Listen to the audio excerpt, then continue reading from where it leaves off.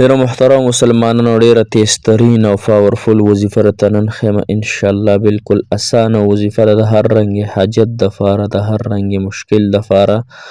او د الله جل شانه د لوی فضل وظیفه ده. که عزت غواړئ که فضل غواړئ که رزق غواړئ که فارواني غواړئ که د الله تعالی مدد غواړئ که د الله تعالی نصرت غواړئ که نکاح دپاره یې کوئ که د محبت د معاملې دپاره یې کوي او که د قرضونو دپاره یې کوي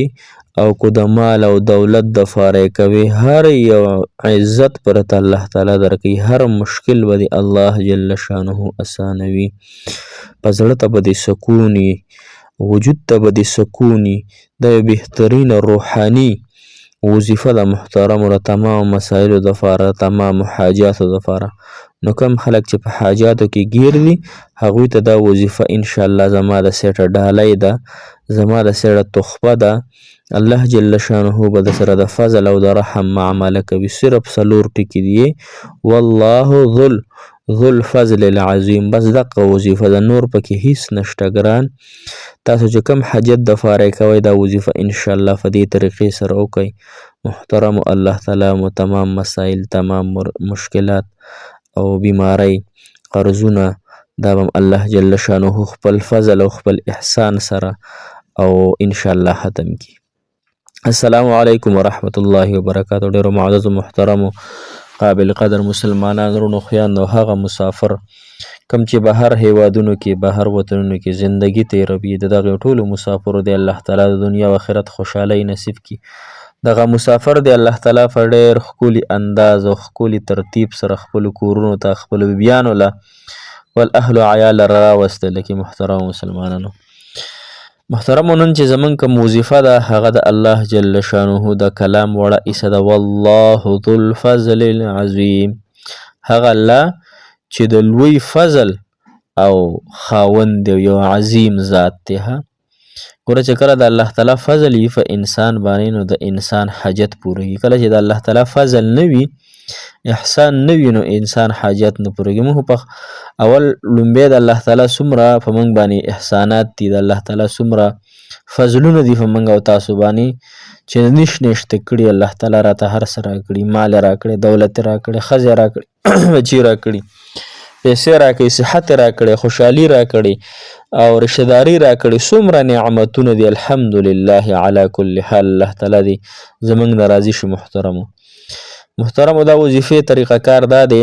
چې موږ به دې سره 15 وخته مونځ کوو صحیح شوه مونځ په هیڅ حال کې نه قضا کوو مونځ الله تعالی اول فرض کړی په مسلمانانو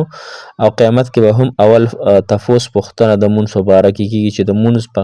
حق لا تا مونځ څرنګې ادا کړی دی په دنیا کې کړی دی که نه. اکثر خلک د مال دولت یا د بچو یا د ښځې یا د پیسو د ګټلو د مزدورۍ د وجې نه مونځونه قضا کوي دا ډېره زیاته خساره تاسو کوئ ډیره زیاته خساره کوي په دې باندې هم الله تعالی رانیسي. الله تعالی ګوره مونځ په هغه حال کې معاف دی کم حال کې چې انسان ځمکه او اسمان نه پیژني او کله چې انسان ځمکه او اسمان نه پیژني دا وخت د ځنکدن وي محترمو دغه وخت کې انسان ځمکه او اسمان نه پیژني لهذا مونځ په یو حال کې هم معاف نه دی. تاسو په دې سره 15 وخته مونځ کوئ ګناهونه به پرېږدوئ دروغ به پرېږدوئ غیبت به نه کوئ چغلي به نه کوئ ګانې به جانې به نه اورئ غلط کارونه به انشاءالله نه کوو اراده به مونږ کوو توفیق به الله تعالی راکوي. سحر مونځ نفس ماسپښین مازدیګر ماښام ماسخوتن 15 مونځونه دي د هر فرض مونځ نفس محترمو دا 121 مرتبه وایو سحر مونځ نفس 121 مرتبه ماسپښین مونځ نفس 121 مرتبه مازدیګر مونځ نفس 121 مرتبه ماسخوتن مونځ نفس 121 مرتبه یعنی 121 مرتبه والله ذو الفضل العظیم والله ذو الفضل العظیم الله تر ډیر لوی فضل او د عزتونو او د لوی بادشاهۍ مالک الله عظیم ذات الله هر احسان دی په ما کړی الله خدای یو حاجت را لپوره که الله ستا ډیر شکر گزارم الله خدای یو حاجت را ته پوره که الله په مینه محبت سره په ډېرې عاجزۍ سره الله ای الله تا حاجت مې پوره که سترګو نه اوښکې وبهوه ای محبوب الله ته څونه محبت ما سره کې الله ته د خپل عزت واسطه الله ته د خپل لوی شان واسطه الله ما دا حاجت پوره که ښه الله زه به هغه پورې لاسونه نه ښکته کوم الله څو پورې چې حاجت زما نه پوره کړی الله اگر که الله زه ګناهګار یم خو ستا بنده یم الله تا ته مې اوس لاس پورته کړی و الله ته ووایه چې ما نه وغواړه الله زه غواړم نن الله زما لاسونه هغه ډک د خپل در نه ماته راکړې مالکه الله ای کریمه الله قسم په الله سترګو نه اوښکې بهیږي دغه محبوب الله ته چې کله لاسونه چوت کړي که نه د سترګو نه دې اوښکې وبهیږي قسم دی چې زړه ته به سکون میلو شي او انشاءالله چې دغه حاجت پرته الله تعالی ضرور درکوي